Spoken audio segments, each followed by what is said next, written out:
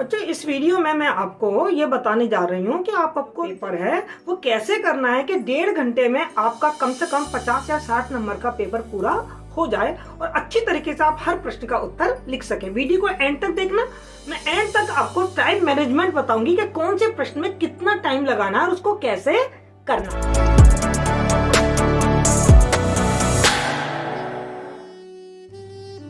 My dear students, प्रिय विद्यार्थियों, happy examination. चौंक तो नहीं रहे हो? अरे भाई, हर शिक्षक शिक्षार्थी के लिए जो परीक्षा का समय होता है ना, एग्जामिनेशन, वो एक उत्सव ही होता है। जब हम दीपावली पर, होली पर, ईद पर, 15 अगस्त, 26 जनवरी पर एक दूसरे को शुभकामनाएं दे सकते हैं, तो फिर एग्जामिनेशन के दिन में क्यों नहीं दे सकते? तो आप सबको बहुत बहुत शुभकामनाएं आपके एग्जामिनेशन की, आपकी परीक्षा की। आप सबके पेपर बहुत अच्छे हों। नंबरों की चिंता आप करें नहीं, क्योंकि वो टीचर्स का टेंशन है, आपका नहीं है। आपका काम केवल परीक्षा देना है। जाइए, परीक्षा देकर आइए। और अपने विषय की आपने तैयारी तो कर ली होगी, और नहीं की है तो कर लीजिए, अभी भी थोड़ा बहुत समय है। 100 में से 36 नंबर ही तो लाने हैं। लल्लू सा काम है। सच पूछो ना तो पास होना बहुत आसान है, फेल होना बहुत मुश्किल है। क्योंकि यदि थोड़ा बहुत भी आपको आता होगा ना, और जरा सा भी आपने दिमाग लगा लिया, जो आपके पास बहुत है, तो ये चुटकियों में 60 नंबर आए। 60 नंबर मेरे मुंह से निकले तो आ ही जाएंगे, वरना 36 नंबर चुटकियों में आएंगे। तो बस आप चिंता ना करें, जितने नंबर आ जाए वो आपके अपने हैं। और आपको एक बात और बता दूं कि 80 और 90% वाले बच्चे ही दुनिया में सब कुछ नहीं कर पाते हैं। थर्ड डिविजनर भी झंडे गाड़ते हैं। तो नंबरों के पीछे मत भागो। हाँ, नॉलेज इज पावर। नॉलेज को गेन करो। तो बिल्कुल स्ट्रेस फ्री होकर अपने एग्जामिनेशन की तैयारी करो, और स्ट्रेस लेने की कोई ज़रूरत है नहीं। यदि स्ट्रेस लिया तो कर भी क्या सकते हो? यदि पढ़ाई नहीं करिए तो कर भी क्या सकते हो? जितना समय है उस पर कर लो। और स्ट्रेस लिया ना तो जो याद है ना वो भी भूल जाओगे। इसलिए स्ट्रेस मत लीजिए, बिल्कुल बिंदास होकर अपने एग्जाम देने जाइए। बस अपने स्वास्थ्य का ध्यान रखें और मस्ती के साथ अपने परीक्षा को अटेम्प्ट करें। हाँ, कुछ बातें मैं आपको बता देती हूँ, उन बातों का आप थोड़ा सा ध्यान रखिएगा। बस छोटी मोटी सी बातें हैं। वो ये बात है कि मैं जानती हूँ कि आप बहुत बड़े हो गए हैं, कॉलेज में आ गए हैं। आपको लगेगा बच्चों किसी बातें कर रही हूँ, आपको समझा रही हूँ, लेकिन फिर भी मुझे लगता है ये बहुत ज़रूरी चीज़ें हैं। चाहे हम कितने भी बड़े हो जाएं, लेकिन थोड़ी सी हमको मानसिक संतुलन हमको बनाए रखना है इन दिनों में, परीक्षा के दिनों में। तो एक बात का ध्यान रखना, सबसे पहले तो आपके पास लिंक आ ही चुका है, तो आप अपने एडमिट कार्ड आपने डाउनलोड कर लिए होंगे। नहीं किए तो कर लीजिए, मोबाइल में सेव कर लीजिए, और उसकी 2-3 हार्ड कॉपी निकाल लीजिए, संभाल के रखिए हार्ड कॉपी। एक पेन वायलेट खरीद लीजिए बाजार से। घर पे हो तो बहुत अच्छी बात है, उसमें 3-4 पेन जो बिल्कुल चालू हालत में हो अच्छी तरीके से। एक ब्लैक हो और ब्लू हो, पेंसिल हो, रबर हो, स्केल हो। थोड़ी सी तैयारी कर लीजिए, कोई बात नहीं। जब एग्ज़ाम देने जाओ तो इस बात का ध्यान रखना कि आपको अपने एग्जामिनेशन सेंटर पर 15 मिनट पहले पहुंचना है। 15 मिनट पहले आपको तब पहुंचना है जब आप पहले एक दिन पहले वहां सेंटर पे चले जाएं और जाकर अपने सेंटर को थोड़ी तफरी कराएं। यदि पहले से देखा हुआ है तो कोई दिक्कत नहीं है, थोड़ी तफरी करके देखिए ये कहाँ पर लोकेशन है, क्या है, कैसे है ना, गाड़ी वाड़ी खड़ी करने का क्या सिस्टम है। जैसे दूसरे दिन कोई हुज्जत नहीं होनी चाहिए। और जब दूसरे दिन अपने एग्ज़ाम देने जाओ तो 15 मिनट पहले एग्जामिनेशन सेंटर पे पहुंच जाना। अब घर से कितने बजे निकलोगे वो आप देख लेना, पर 15 मिनट पहले। और ये 15 मिनट आपका मौन होना चाहिए। मैं किसी दिन आपको मौन की ताकत पर वीडियो बताऊंगी कि मौन कितना इम्पॉर्टेंट होता है। तो 15 मिनट बिल्कुल मौन रहेंगे आप ये। और नाश्ता घर से करके जाइएगा, पानी वहाँ मिल जाएगा आपको।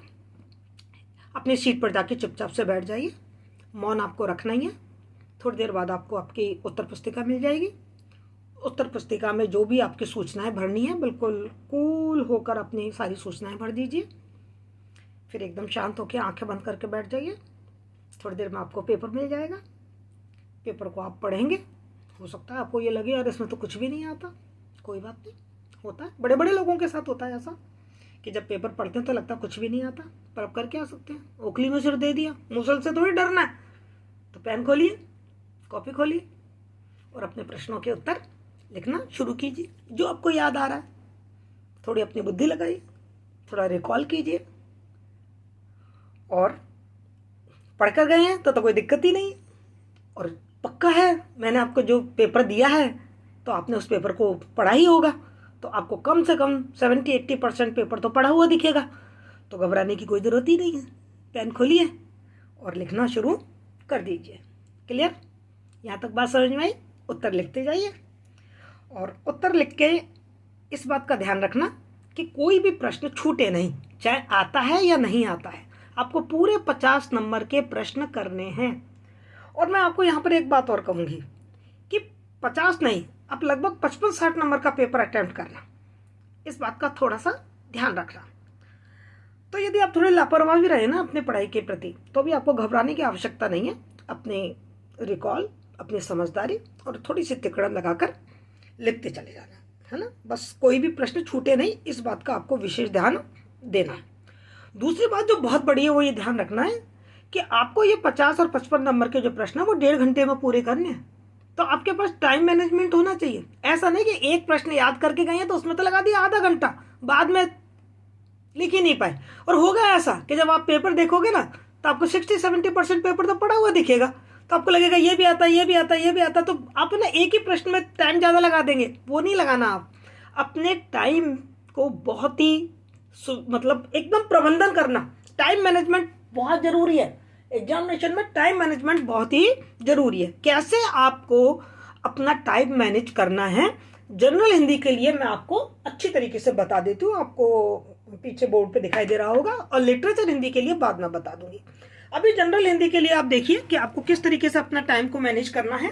तो देखिए, मैंने प्रश्न लिखे हैं, अंक लिखे हैं और समयावधि लिखी है। क्लियर? दिखाई दे रहा है आप लोगों को? ठीक है। तो देखो, आप मान लो आप व्याख्या करेंगे, और एक बात बता दूं, गद्य भाग पढ़ जाएंगे ना केवल, तो भी आपका काम चलेगा।